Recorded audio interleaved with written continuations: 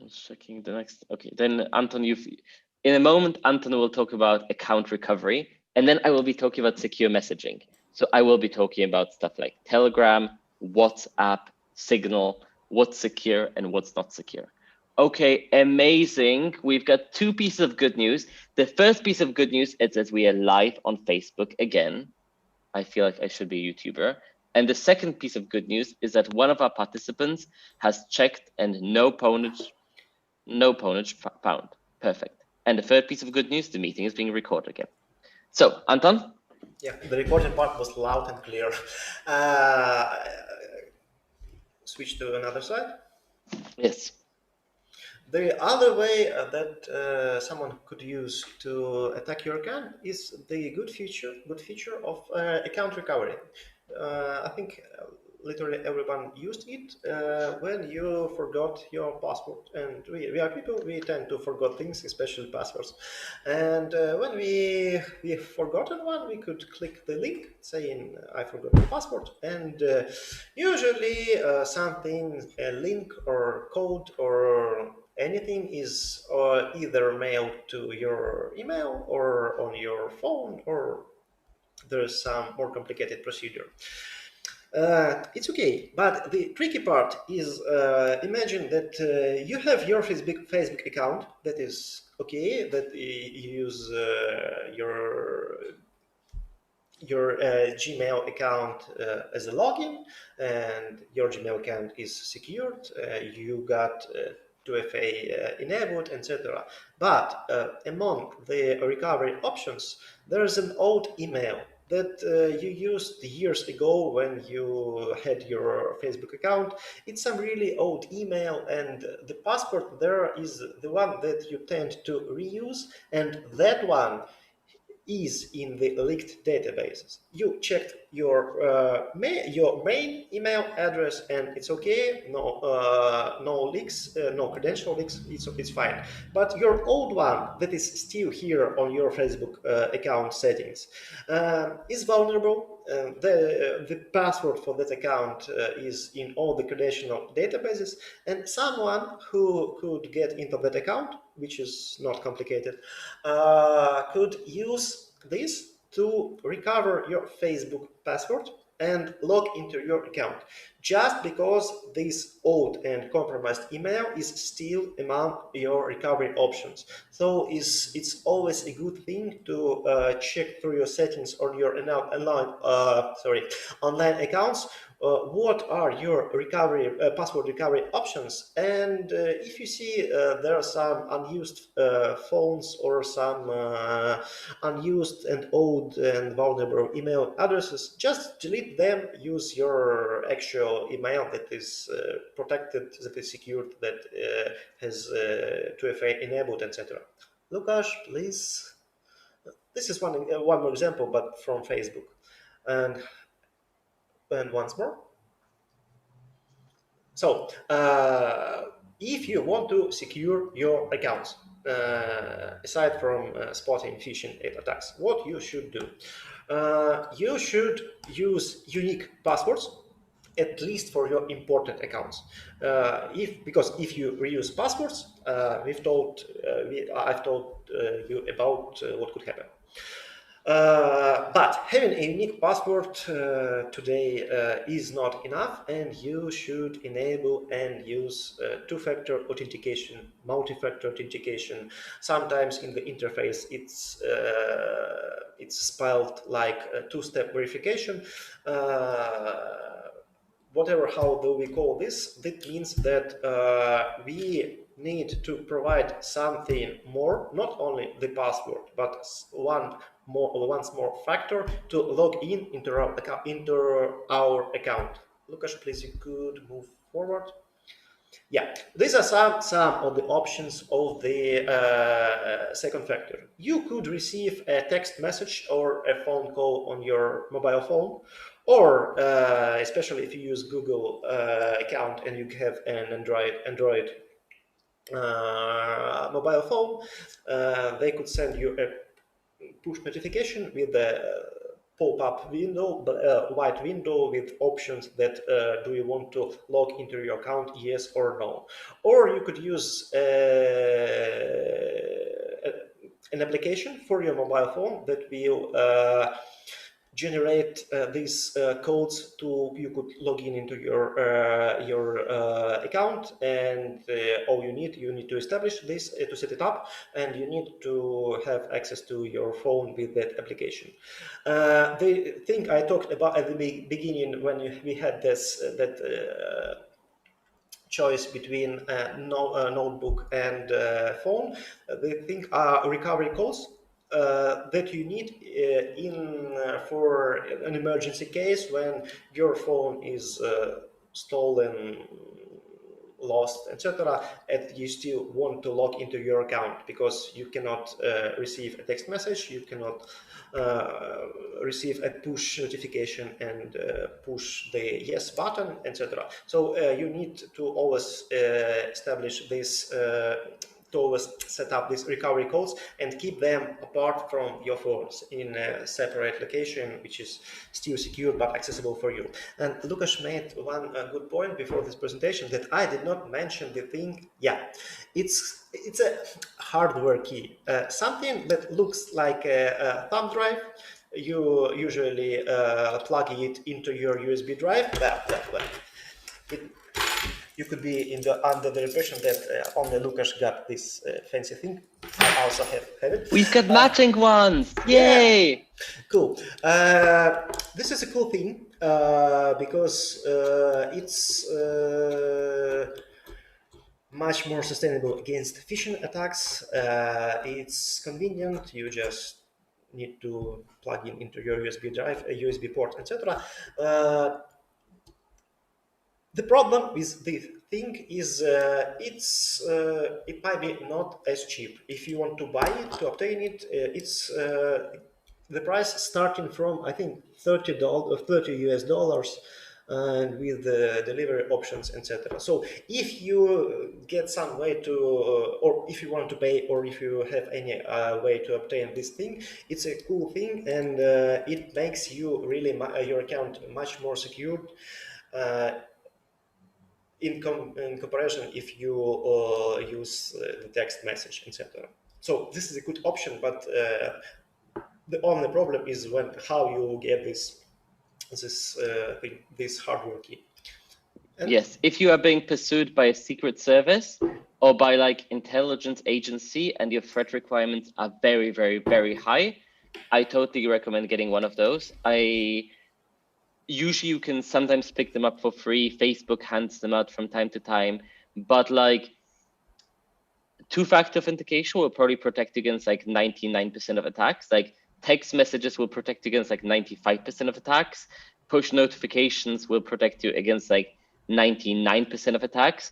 And this is like, there's maybe like 2 or 3 attacks that have happened in real life, which this would protect you against.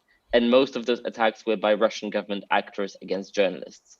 So if you're the editor-in-chief of a large publication, which regularly pisses off Russian secret services before the morning coffee and after morning coffee, please write to us and we'll help you. Well, this is the thing about threat models that we talked at the beginning. If your threat level is that high, you should use it. Lukasz, we can move forward. These are some examples how you set up two-factor authentication on your Google account. I think we could move forward. I think we have. I'll take this over. Yeah. Okay. Can I? Yeah, sure. Okay, perfect. Jump in, please. Sorry, okay. This is something that, like, the thing is that Anton and I both have like different aspects of digital security that we're absolutely obsessed about. And you could see how Anton's in his element when talking about like threat modeling and risk assessment. And one of the things that I'm kind of obsessed about are password managers, okay? So there are many ways to save your passwords, and you could write them down in a notebook. But one of the things that I really like to use is password managers. A password manager is an app which is like a secure safe for all of your passwords, okay? So a password manager, what it does is it has usually a single password for which you log in, and then all of your passwords are available. So usually the password manager will like generate random passwords that are like 20 characters or so for you. Now, I know that at first it can seem super counterintuitive. And like usually when I do a training, I meet a lot of people who are like thinking that it's a bad idea to have a password manager because it contains all of your passwords in a single location, right? And I agree that it can be psychologically weird to start using a password manager at first. But like every security professional I know, trust, and respect recommends that you use a password manager for two reasons. Well, for several reasons, actually. First of all, a password manager makes it super easy to enter really long passwords. Okay. Secondly, people who don't use password managers are so much more likely to reuse passwords.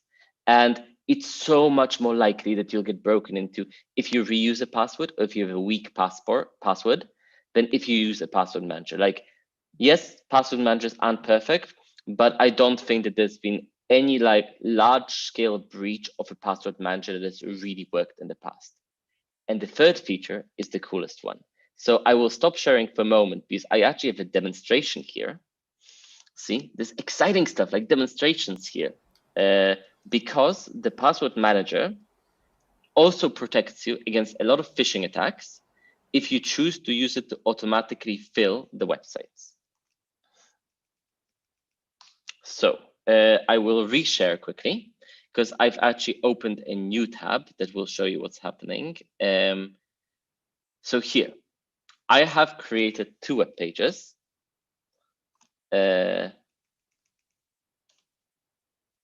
Oops, sorry. Perfect. So I've created, sorry. Perfect. So I've created two web pages here. I just need to connect my password manager. Yes. One of them is the real one. It's łukaszkrol.net. See, this looks legit. This looks like a web page that an actual human would have and which would have a proper login page. And the other page is a fake page, right? It's 127.0.0.1.4.000. You don't need to know what it means. You can just see that the addresses on those two web pages are different, right? One is real, one is fake. I've designed the fake web page so that it looks exactly the same as the real web page. And I've also decided to tell my password manager to automatically fill in the username and password. So I click the password manager. Bam! It automatically filled in the username and the password because it detected the real web page, right? We click login and the login was successful. Now we jump to the fake web page and I start clicking, and you can't see me clicking. You can see my laptop vibrating because I'm clicking so much, but no matter how much I click, the password manager is refusing to fill it in. Why? Because the password manager, I've told it to only automatically fill the password on the right web page, łukaszkrol.net. I've told it not to fill the password on any other pages, okay? So if it's configured like this, the password manager will only ever fill the password on the legitimate pages and therefore be yet another great protection from phishing attacks. There are a lot of different password managers. I use 1Password, which is paid, but I am a digital security nerd. 1Password is free for journalists. There's also KeePass XC, which is generally seen as the other fantastic alternative. Perfect. I will go back to sharing our slides. I hope that this demonstration made sense. Now I just need to figure out, which my actual, okay. I found the other slides to share and perfect. So I hope that this made sense as to password managers. If you've got any questions, please ask. And you can use both password managers and two-factor authentication, right? So like in the best possible case, you'd be using both your password manager and like a two-factor authentication code. That's 2 layers of defense. So even if theoretically your password manager is broken, you are still defended by the second layer. So that's a really, really good practice. But seriously, use password managers. And if you autofill with password managers, it's a really good practice. Like even using the default password manager in Firefox or in Chrome or the default Apple password manager is much, much better than not using one at all. So like you can even use the built-in one in Firefox and Chrome, especially because those automatically fill and you'll be protecting from phishing attacks. And you get to have long, sophisticated passwords. And you get to impress people at digital security cocktail parties, which Anton and I attend twice a week in our secret digital security cocktail location. So, Anton, do you mind if I jump to messaging? Okay, amazing. I actually want to start off with a very quick exercise called a chat waterfall, okay? A chat waterfall is what we do in Zoom meetings. And it's, I want you to type in the answer, but do not press enter until I tell you to, okay? So this way, we see everybody's answers appearing at once the moment I tell you to press enter, okay? So I just want you to tell me what messengers you're currently using. Telegram, WhatsApp, Signal, iMessage, Viber, maybe Facebook Messenger, maybe something else. Just list your messages in the chat. I will give you about 15 seconds. And then only when I tell you to press enter then, and then we see a beautiful waterfall of messengers, okay? I just want to know what everybody's using. And I will type mine. I've already gotten a private answer that all messengers. Yes, I feel that. Okay, let's have a count of 5 and then we can show all of them, okay? 5, 4, 3, 2, 1. Okay, press enter, everybody. Ah, okay. Oops, sorry, I accidentally sent one not to everybody. Oops, I'm not very good at copying and pasting, apparently, my bad. Copying and pasting is really hard.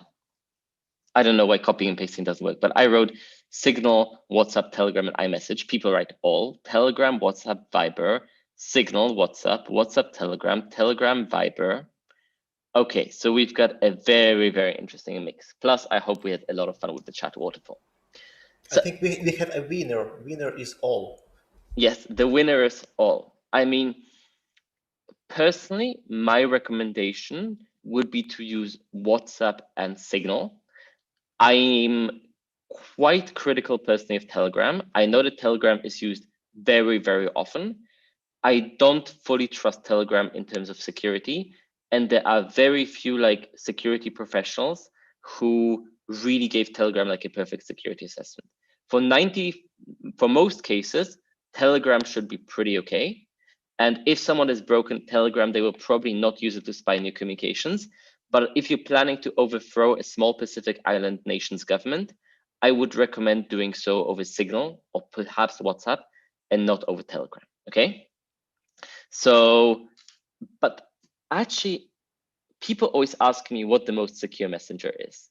And for me, it's not actually about the messenger that's so important, but about the features that you have in the messenger.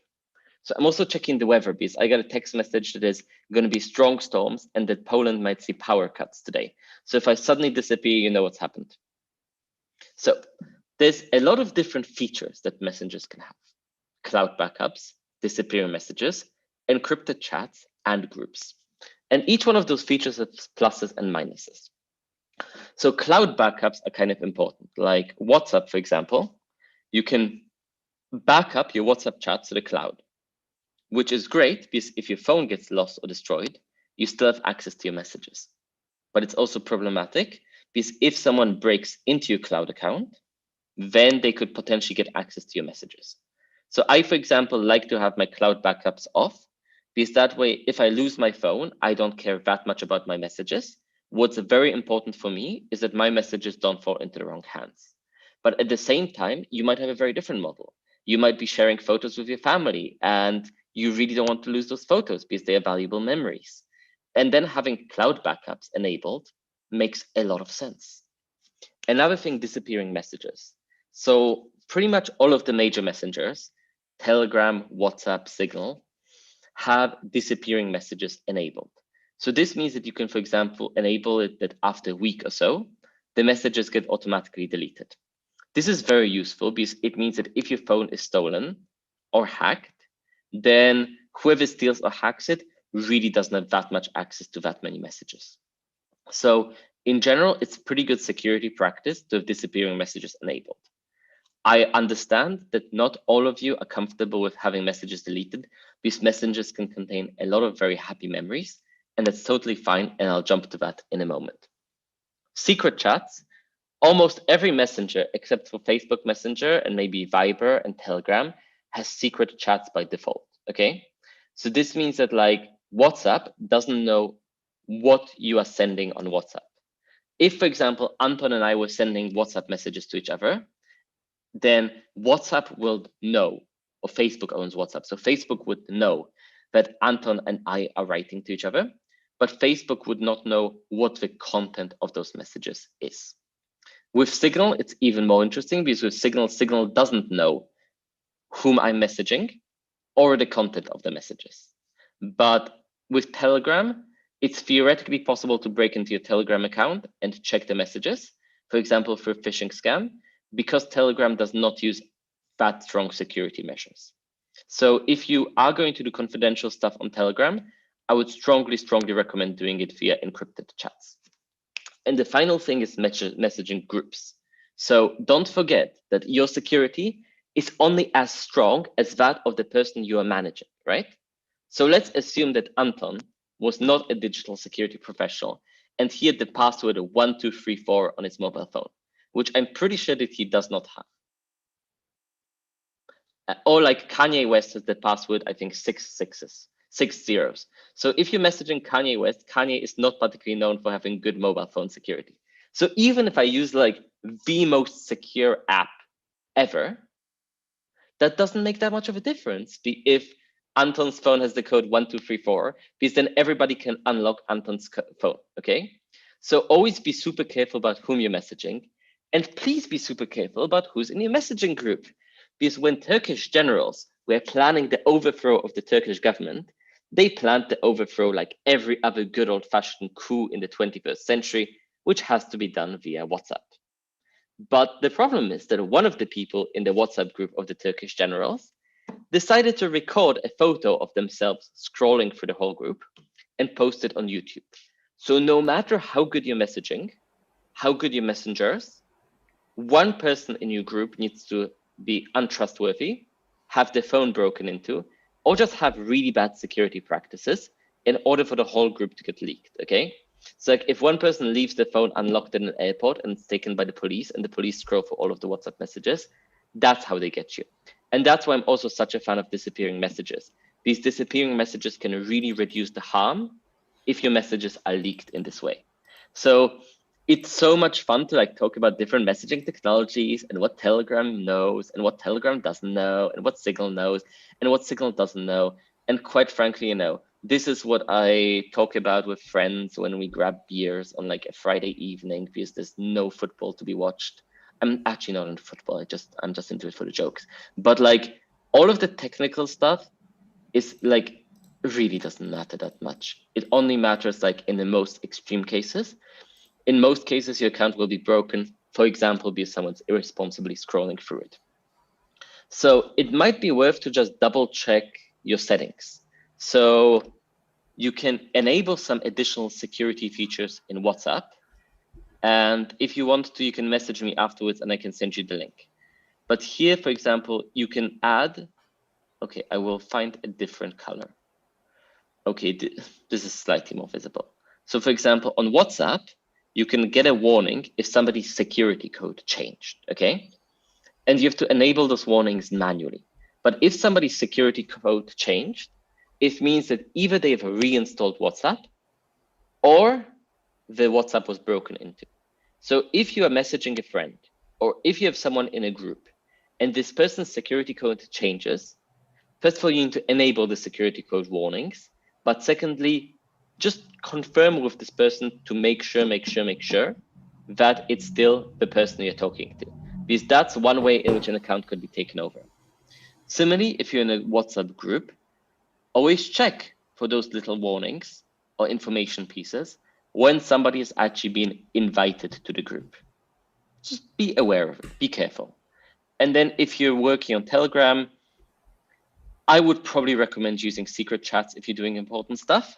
Secret chats are not perfect because like they only work on one device. So if Anton and I are messaging via secret chat and I've got Telegram on both my laptop and my phone, then essentially I can only, for example, message Anton from my phone to Anton's phone, at least last time I checked. But secret chats are still very powerful because it's much more difficult for someone else to get access. Now, all of those things are sometimes a bit of a pain. So therefore, one of the things that's really important is that it's totally okay to use different messages for different purposes with different security settings, okay? It's totally fine to like have one, for example, let's say that, you know, Anton and I love pictures of cats and we want to have like an archive of our friendships and pictures of cats that stretches back years and years. It's totally cool to share this over Facebook Messenger and not exchange any sensitive information, because then we will have like an archive of our cat pictures. But if Anton and I need to talk something very confidential, we could, for example, use a signal chat with disappearing messages. So like, don't think that you need to use one single messenger or one single security setting for everything, okay? If you are working with people on very sensitive topics, signal and disappearing messages are your best friend. If you're just messaging family and you want those stories and pictures to never get lost, have a copy of WhatsApp, which has cloud backups enabled or something. And you know, if you manage your and triage your communications like this, and for example, have WhatsApp as a insecure messenger with backups enabled, and Signal as a secure messenger with messages disappearing all the time, this can make a huge amount of sense. Anton, are you disagreeing with me? No. Okay, no, never mind. I couldn't tell the tone. So yeah, I'm sorry, so my body language could be confusing. So if no. have something to add, I'll just use my voice. Okay, perfect. It's a powerful instrument. Perfect. So I worked with groups that have done this very much. Like I've worked with, for example, journalists who have been working in pretty bad environments and they needed to encrypt a lot of stuff. But at the same time, they just wanted to see how the kids are doing and get pictures of home. Because, you know, when you're waiting and you're bored, you want pictures of home and family. So that's why they kept all of the pictures on a less secure chat and all of the super secure documents on a very secure chat. Very quickly, I'll also jump. I know that we're running out of time. We're probably standing in between you and football or whatever else it is that people do. So I'll just quickly jump to secure browsing if we can. Unless, do any of you have questions about messaging? Okay, if you do, you can post the questions in the chat and Anton will explain with huge joy. So, secure browsing. I think that we're all used to this from a very, very long time, that we've been told to always look for the little lock here, right? That tells us whether or not a connection is secure. And now actually it's been changing a bit. So now, because almost all connections are secure, it means that now web browsers are starting to tell you, not tell you when something is secure, but rather they tell you when something is not secure, okay? In any case, you should always watch out if the web page you're entering data into is not secure. But to be honest, most web pages right now have a pretty good level of security.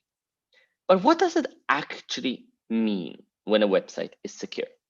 So it means that it uses something called HTTPS, which is an acronym that you don't need to remember, probably because I don't actually remember it and I work in that topic.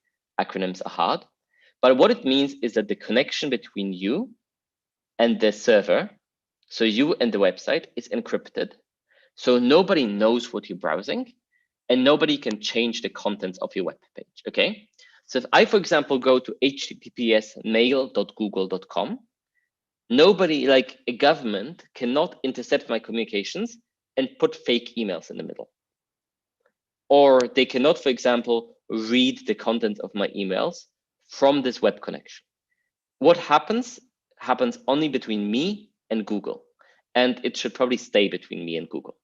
Now, what's important is an attacker might know what website I'm browsing. They just don't know what exactly I'm doing there. So for example, an attacker, if I go on HTTPS wikipedia.org and it's a secure connection, an attacker will know that I am on Wikipedia. They will just not know which pages I'm browsing. And that's why some governments have been really keen to ban Wikipedia, because they hate a couple of pages on Wikipedia. So for example, they say that a certain page is insulting to a politician, but because everything's on HTTPS, they cannot tell when somebody is browsing the Wikipedia page about Pokemon and when somebody is browsing the Wikipedia page about this politician. So they cannot intercept and ban just a single Wikipedia page about the politician. Instead, they need to get rid of Wikipedia entirely. So HTTPS is super powerful and it's rolled out to almost everything. So you are very, very well protected when you're doing a lot of browsing. Of course, there are some issues. Now, the main one is that a web page, HTTPS just says that your connection is secure. HTTPS doesn't actually mean that the person you're communicating with is secure. So just like if Anton and I talk over Signal, for example, it means that Anton and my connection is secure. It does not mean that Anton is a trustworthy character. And quite frankly, based on this beard, I don't think he is. But, sorry, Anton. But so similarly, I could easily create like a HTTPS fake google.com web page and make it look like Gmail. And it would be super easy to get HTTPS on it. I could build an HTTPS web page and put lots of viruses on it. Like I showed you my web page. I think it took me like 5 minutes to put HTTPS on it. It's an automated tool. So even if like the connection between you and the web page is secure, it doesn't mean that the web page itself is actually 100% safe or legitimate or actually a bank. And theoretically, like a very sophisticated attacker, if they really cared, could still figure out a couple of things of what you do on the HTTPS page. Okay, so if, for example, my web page, let's say, contains 2 1 gigabyte videos that are videos of evidence against a local politician, and all else is like just text content in my blog, and you go on the web page and you download a megabyte, that means you're reading my blog. If you go on the web page and download 1 gigabyte, this means that you've watched the video. So there's still some types of attacks that can still happen, but overall, HTTPS makes you significantly more secure. If you want an even higher level of security, it's possible to get something called a VPN. I very intentionally don't talk a lot about VPNs while teaching, because a lot of VPNs are sketchy, questionable, and if you want good VPN recommendations, I can send you some, but good VPNs unfortunately cost money with 1 or 2 exceptions. So I prefer to give people personal VPN recommendations rather than lecture about it, just because VPN choice is like, I've literally designed training classes around how to choose a good VPN. But in most cases, if you're HTTPS, you're very well protected. And for example, the government, an attacker, your internet service provider, they will know that you're on Google, they will know that you're on Wikipedia, but they will not know the contents. Okay, Anton, time for me to rest my voice and for you to take over, right? Unfortunately for you, it would be a real short time. That is the thing I did not mention before, because we talked about passwords, we talked about multi-factor authentication, but sometimes your account can be still compromised, especially when you authorize some application to have some access to your account.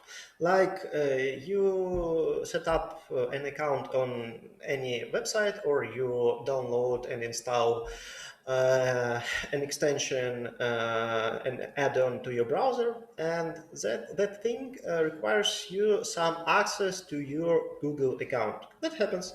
Like WhatsApp requires asks for some access to your Google Drive to keep these copies, cloud copies, or of your conversations. Lukasz mentioned about before. But sometimes this could be some malicious application, and if, for example, you authorize that application to have full access to all your email or to all the contents of your Google Drive, it doesn't matter how strong your password is, or do you use multi-factor authentication, because that application got direct access to all the contents of your Google Drive. So you should be cautious, extremely cautious, when you authorize some application to your account. And Lukasz, next slide. This is a bit of product placement. I voted for it. Lukasz and me, we talked at length about what you should do and why, etc. Unfortunately, this is a product placement. It's in Ukrainian, so it's for Ukrainian audience. I'm really sorry, guys.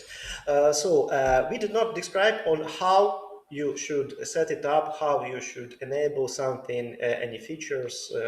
And me and my colleagues, we developed a website. It's called Yak. It's a language joke, because in Ukrainian yak means how, and also this means this funny animal. We used it. This site contains step-by-step guides on how you should set up different security controls on your accounts, like Google or Facebook, etc., or on your devices, like your laptops, whatever you're using, Windows, macOS, etc. So this is all the parts about the product placement. Lukasz, please skip all the slides just to your part about operational security. Thank you. Okay, perfect. I mean, the good news is we're almost at the last bit, which is operational security. So if you've got more questions or want to interrupt us, we are open for interruptions, okay? Because I think that, look, a lot of the stuff that we tell you about security is about tools. And tools are nice, tools are cool, tools are shiny, and tools are not everything. And a huge amount of security is actually about operational security, or how we behave and what we do. So there's a lot of interesting stuff to do in terms of operational security. For example, if you expect to be searched, delete your data. Or if you're, for example, working in a country where the police regularly asks people to unlock phones, you can either not carry the data on you, or for example, leave the phone at home and have a less secure phone with which to walk around, okay? That's one of the things. Another important operational security thing is just to limit the amount of data you collect. If you don't need the data, it's sometimes a good idea not to have it stored on your phone. So one of the things that I sometimes even do as a very basic measure is I sometimes have a couple of people who are, for example, not saved by full names, but by pseudonyms, or even my favorite, emoji pseudonyms in my address book. Because I know who those people are, but it's not necessary for me to know those people's full names, or it's definitely not necessary for anyone who's ever sees my phone or ever sees me typing over the shoulder at an airport to know those people's names. So limiting the amount of data you collect, and if you no longer need this data, deleting it is very, very useful. So for example, when I do digital security help and consultancy, one of the things that I try to do is I try to turn on disappearing messages. And like after I've helped someone, it's usually useful to delete a lot of those conversations. So just in case I ever, like, I don't know, have my phone broken into or I'm asked to unlock it, a lot of the most sensitive conversations that I discussed just aren't there, okay? So I think that we've had this weird time when hard drives became big. It was the 1990s and the punk was bad and the rock was good and Guns N' Roses were playing. And we got into the habit of being able to store everything because hard drives went down in size. We don't need to store everything. We really, really don't. And sometimes if there's data on our phones that can make us or people around us vulnerable, deleting it regularly is a very, very good exercise. There are some other techniques. So for example, what you could do is if you're a journalist, let's say, or an activist, and you absolutely need data, but you don't want it to be stored on your laptop because you're, for example, doing a lot of travel and you're scared that your phone might be unlocked, you can keep the data, for example, with a friend in Germany or with a friend in New York, and you can keep this data, password encrypted so that your friend doesn't have access to it. But that way, if your laptop searched, you never have access to it, okay? Or you cannot present it. So being very, very smart about what data you keep and where you store data can be super useful. then, then stuff like two-factor authentication and always having your codes with you is very, very important. Operational security as well. Like, the other thing that I really find interesting is actually whether or not you should overshare or undershare data. So this is the type of like systematic operational thinking that really goes into security as well. So there's a big debate on whether you should be sharing all of your data with everybody, or if you should be sharing your data with nobody. And there's two schools of thought. So if, for example, let's say that Anton and I are working on a big project that's trying to find evidence of a government which has been hacking another government, okay? So if the government knows that it's only Anton and I working on it, they know that if Anton and I were mysteriously arrested in an airport, the investigation would stop because nobody else had this data, right? So if Anton and I, for example, were working with a bigger group in 20 different countries, and the information was in so many different places, the fact that so many people know about this information and that the investigation wouldn't stop, even if one of us was stopped, actually makes us much, much safer, because it means that nobody will achieve the goal by doing very bad stuff to us. And this is one of the techniques that sort of Bellingcat uses. So Bellingcat is the investigative journalism collective that found, for example, a huge amount of evidence related to the attack on MH17. And there was an interview about security in the book We Are Bellingcat with one of the main journalist investigators there, who said that he feels much, much more secure as he works with a bigger group, precisely because it means that he's no longer an easy target. Because even if, for example, he was arrested in an airport by a government, they would know that while he's being arrested, his team would still be working on the investigation, okay? So if you're worried about your safety like this, it's a very good idea to overshare your data. If, on the other hand, you are, let's say, a civil servant working on a secret project, and you're very, very scared that this project will leak out. So, for example, I don't know, if you're preparing your government's negotiating stance for an upcoming treaty, it's best to undershare, because the fewer people have access to this data, the less likely it is that this data will get leaked out. So you see, so I think that it's worth really classifying the data on whether it's something that would be bad if it was leaked out, or if it's data that by holding could be personally dangerous to you. Sometimes, unfortunately, this data like contains both. And then you need to be very careful, for example, by using, I don't know, pseudonyms when taking notes on something. But in a lot of cases, you can make this decision on whether to overshare or undershare your data.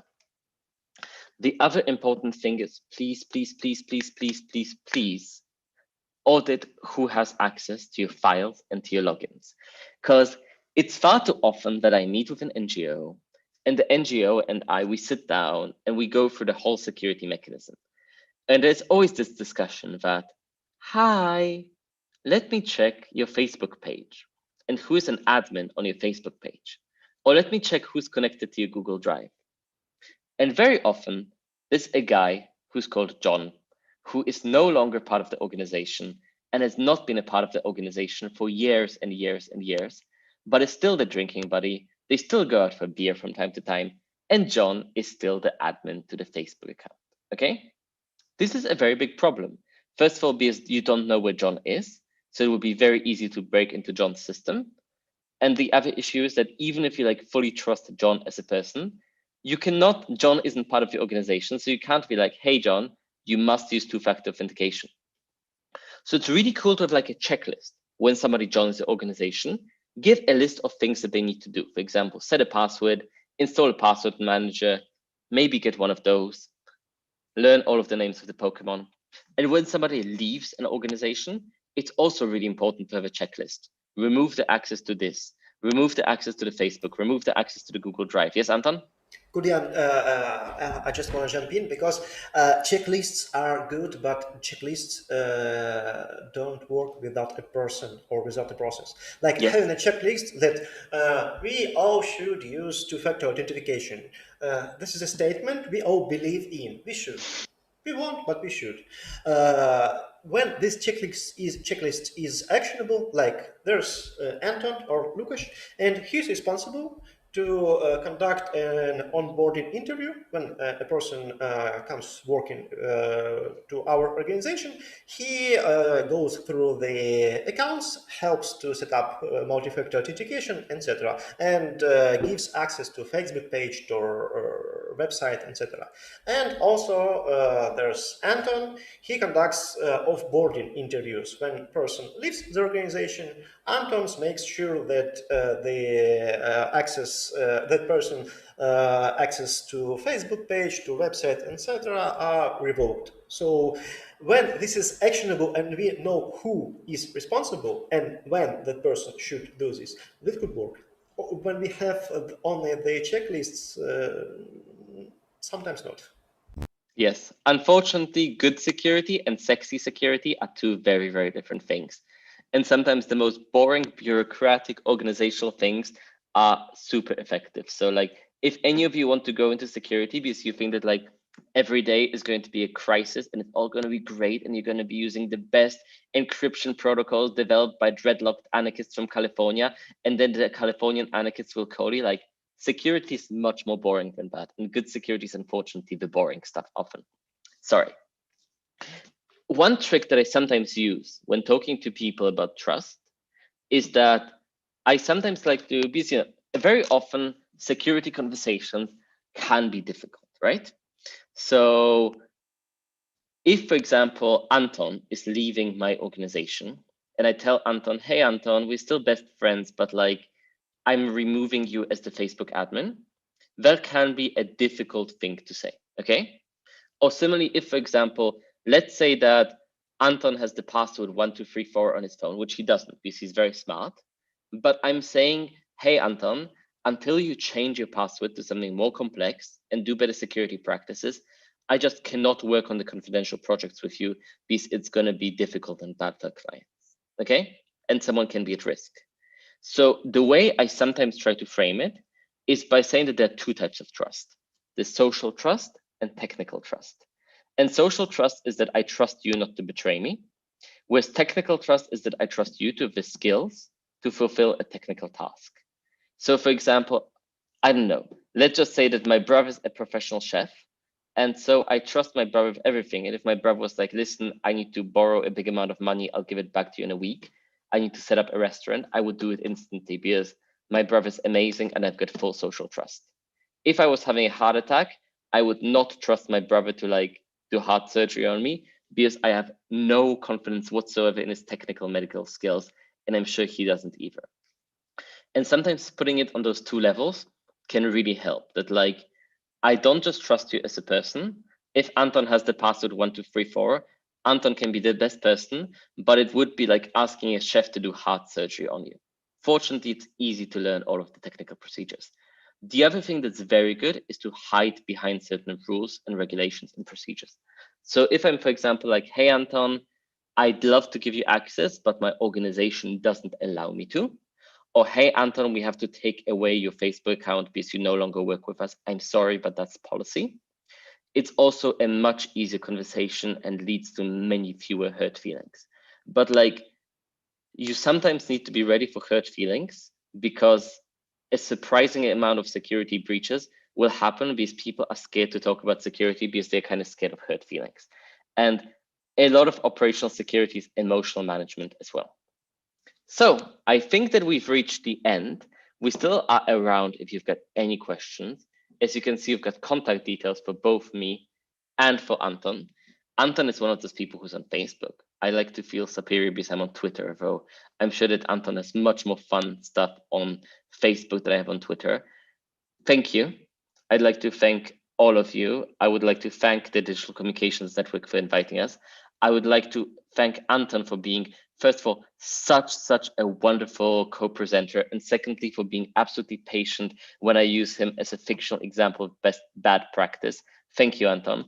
And above all, I would like to thank all of you for like just, you know, being a fantastic crowd, for asking all of the questions, for coming forward, for speaking, for giving us examples, for telling us about pens and notebooks and everything.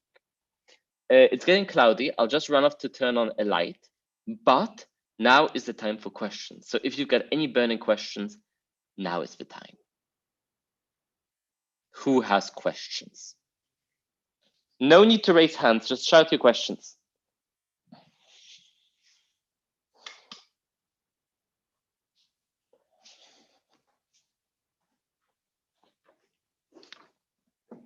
Anybody? Any questions? Don't be scared.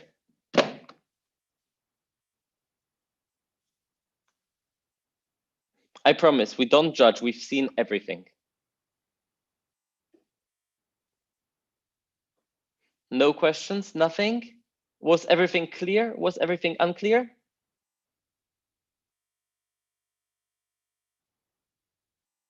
Okay, if you've got a question, please, you can say it or you can type it.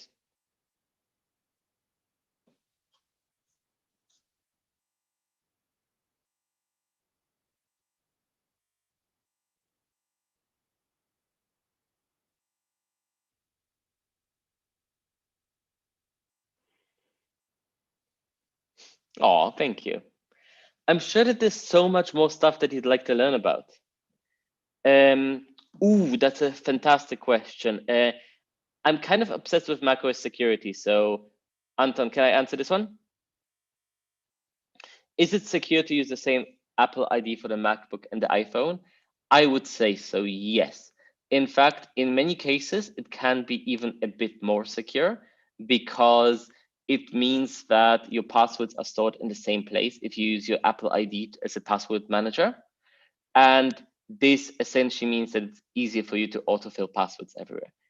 Theoretically, if your Apple ID is broken into, as has happened several times, it will be very easy for someone to delete stuff both of your MacBook and of your iPhone or break into both of them. But those types of attacks used to be more common. They are much, much more rare now. And I think that almost every security person I work with is using like the same Apple ID for both. It also depends if you've got everything stored on iCloud or not, but I would say that's no big problem. Anton, what do you think?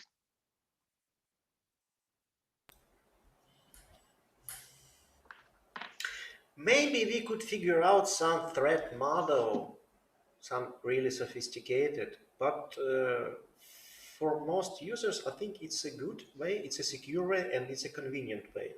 So I think it's yes. I think it's okay unless you have some quite specific threats, quite specific background, etc. And in that case, you maybe should talk it in person with the consultant to help figure it out. But for most people, I think it's okay, and it's even more secure because you have the benefits of using Apple Keychain, that's password manager.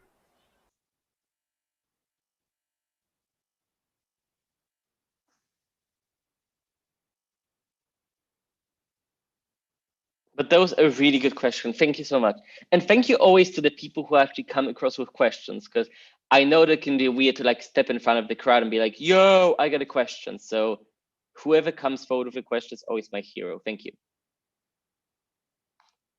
Any more questions?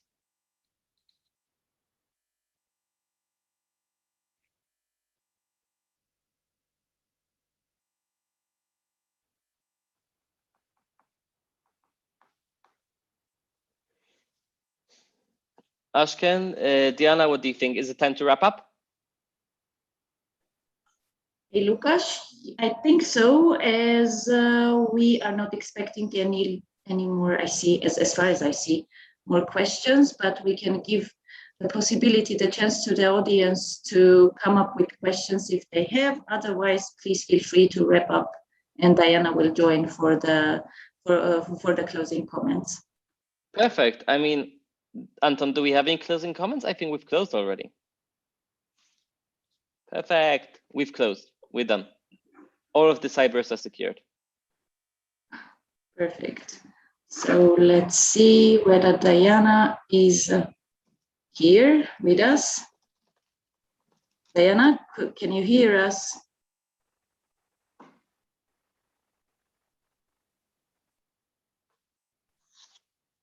So it seems that we don't have Diana, and I will do the closing. So Hi everyone, and now you can see me also. And this is Ash speaking from Armenia, and I'm the Executive Director with Digital Communication Network, and I am the Project Manager with Influencers Hub Ukraine. I want to thank you very much, Anton and Lukasz, for this very important, very interesting and interactive masterclass. And you did a great job as always. And we had a great participation. The audience was great. And thank you once again for this masterclass, for putting together the presentations. So, and to the audience, I would just to let them know that to stay tuned, because we'll be doing another masterclass on Wednesday, and this time on data privacy. Again, we will have an international speaker and a local one coming together to talk about another important topic. So please stay tuned, and thank you very much, all of you, that you joined us, that you communicated with us, and stay tuned, and we'll be in touch.